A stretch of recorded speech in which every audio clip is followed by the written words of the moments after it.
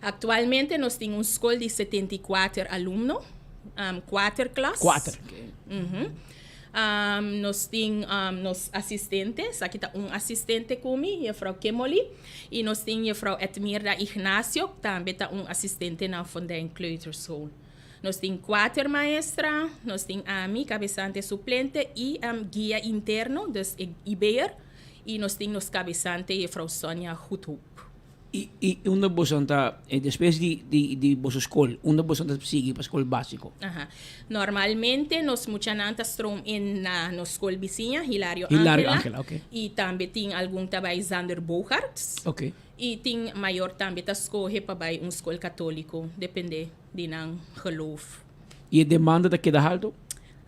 Sim, pero me tenho visa que met de jaren, dus agora aqui nós está enfrentando quenque de cabo, chiquito, para sobra maior na nota na nota hayando yumas, dus nós tem caída de população de aluno que escola nang pariba, mita quer escola nang pabaw, também está experienciando awo, que nós tem que luta para nós haya mucha nang escola.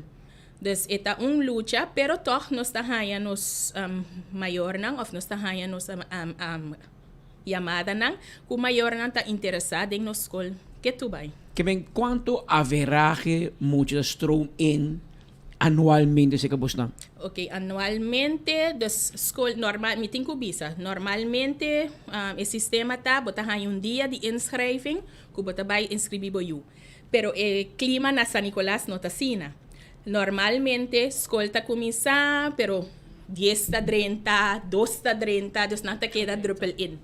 Al final, nos te queda balança quantidade de 75 mucha. Dus, pa año. Yes. E 75 aí, a mira que está virando menos.